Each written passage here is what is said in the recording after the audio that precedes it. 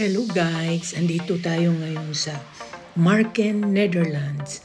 Yan, nag-drive lang kami coming from Amsterdam. Drive kami papunta dito sa Marken. About ano lang siguro 1 hour 30 minutes yung drive namin.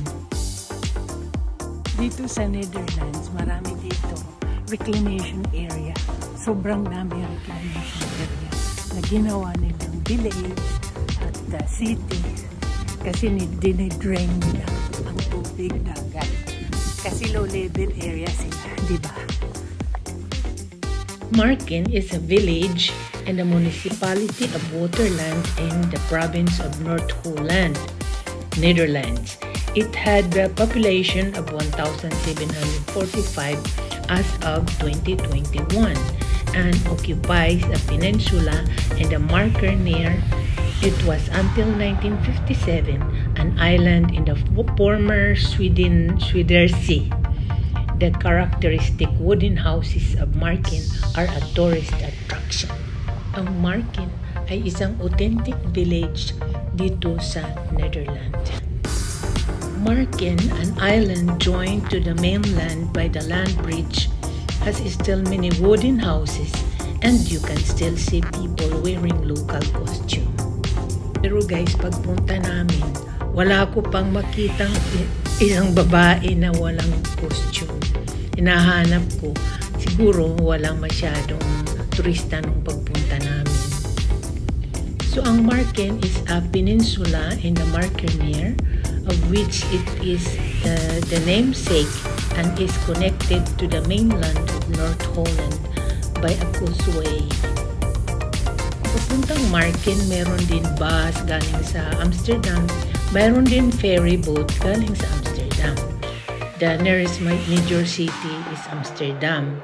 So from Amsterdam, pwede ka mag-bus about 315 Amsterdam Central Station sa downtown papunta dito.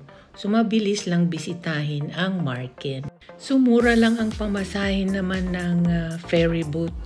Siguro mga 8 euro lang, 8.30 euro or 8.25 euro lang. Ano na yan, return na yan na ticket sa ferry boat. Kasi nandyan lang naman yung kanilang ferry boat dock. Ang history naman dito sa Marken is in the 13th century, Marken was separated from the mainland by storm.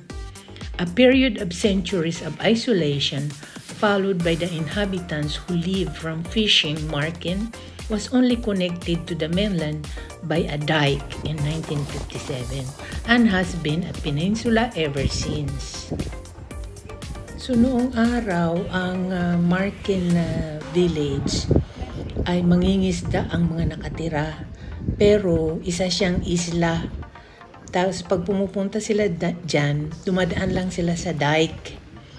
So nung marami ng nanirahan dyan, nilagyan nila ng tulay at saka road papunta dito sa Marken.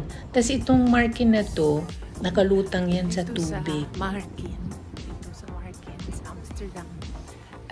Isang isla ito na puro tubig. Ang bahay nila, yung ground floor, haligi lang yan. Ngayon hindi na haligi kasi dinidrain nila yung tubig. Kaya tumaas. Ginawa na lang nilang garage yung basement. Pero dati hindi yan basement. Dahil tubig yan. Imagine, dati binabaha, ngayon hindi na binabaha. May paraan para hindi bahay. Dating mga bahay dito, tubig. Mga bahay dito nakalutang sa tubig. Tapos yung ground floor, mga haligi lang yan. Ngayon, hindi na sila haligi kasi na-drain na yung tubig. Kaya ginawa na lang nila. Ginawang garage. Yan, sinara yung sa ilalim ng bahay. So ayan, dagat to dati. So ayan yung dagat. So mga boat.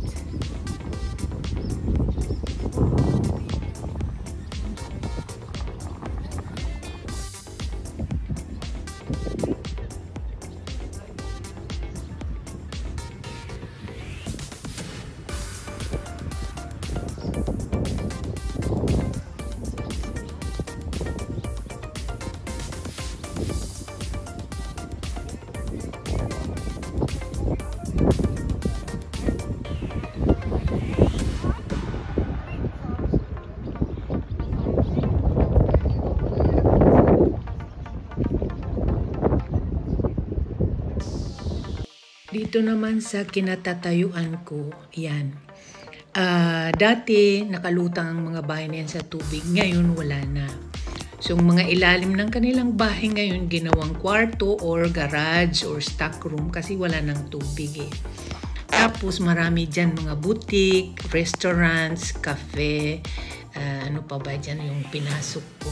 So bawat yan, pintuan, pinapasok ko yan kasi boutique shop yan eh, souvenir shop. At saka minsan sa loob ng souvenir shop, mayroon mga babae na ang suot nila ay traditional. Yan. Hindi ko lang ma-videohan dahil ng pagpasok ko doon sa bawat boutique, maraming turista at saka puro na lang likod ng tao ang aking nabibidyohan, so hindi ko na sinali.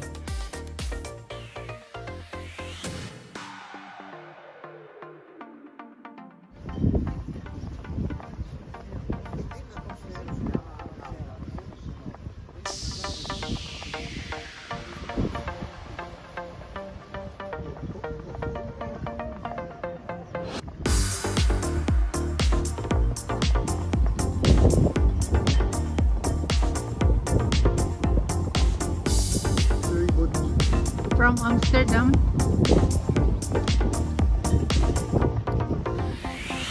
to Dubai. Yeah. Very good.